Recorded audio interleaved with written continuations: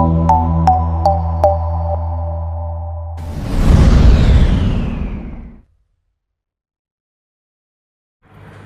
Friends, तो चलते हैं अपनी इंग्लिश हिंदी शॉर्ट हैंड की हम सीरीज़ प्रथम के अगले पार्ट पर, जहां पर अब हम आज अपने थर्ड फिगर के स्ट्रोक्स के बारे में सीखेंगे। जैसा कि मैंने आपको फर्स्ट और सेकंड फिगर के विषय में बताया हुआ था, जहां पर फर्स्ट फिगर पर आपने स्ट्रेट स्ट्रोक और सेकंड फिगर पर आपने कर्व स्ट्रोक के बारे में कुछ जानकारी प्राप्त की थी। आज हम चलते हैं अपने थर्ड फिगर की तरफ और हम देखते हैं कि हमारे थर्ड फिगर में हम किन किन स्ट्रोक्स को ड्रॉ कर सकते हैं और उसके लिए क्या क्या सावधानियां बरतनी बहुत आवश्यक हैं।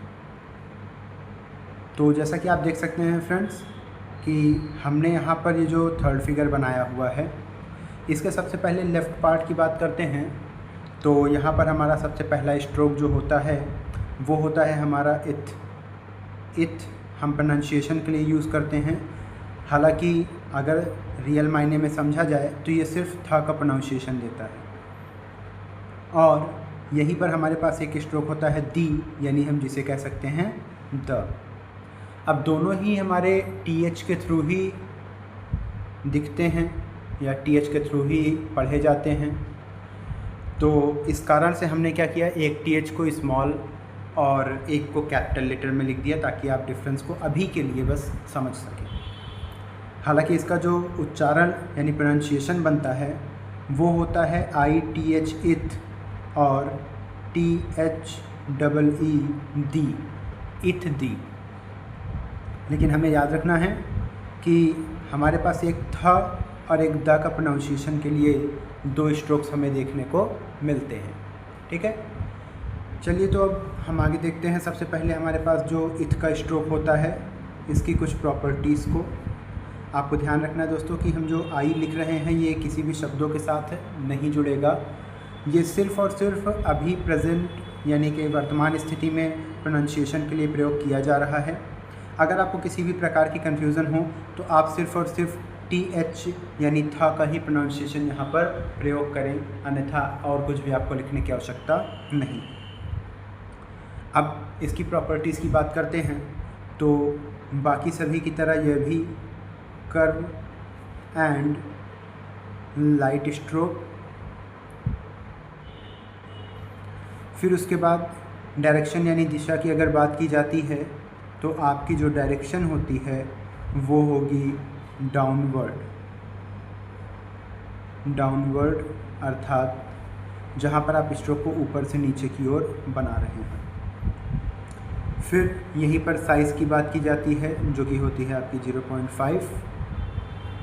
अब स्ट्रोक को बनाते वक्त आपको कुछ चीज़ों का ध्यान रखना चाहिए, जैसे अगर आप स्ट्रोक को बना रहे हैं और स्ट्रोक बहुत ही ज़्यादा गहरा बन रहा है तो यह गलत है। अगर आपने स्ट्रोक को बनाते वक्त बहुत सीधा स्ट्रोक रखा तो भी वो गलत है। आपको क्या करना है, थोड़ा सा गहरा करते हुए एक स्ट्रोक बनाना है जो कि जहाँ से शुरू होता है उसके सामने ही आकर के ख़त्म हो जाना चाहिए।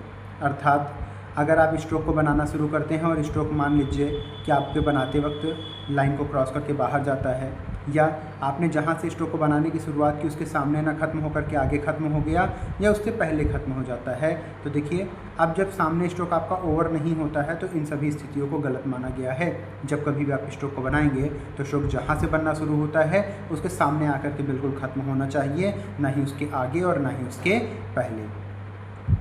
अब जैसे कि हमने यहाँ पे इथ के स्ट्रोक को देखा, बिल्कुल वैसे ही हमारे पास क्या होता है, दी यानी द का स्ट्रोक होता है जो हमारे कर्व एंड डार्क स्ट्रोक को दर्शाता है।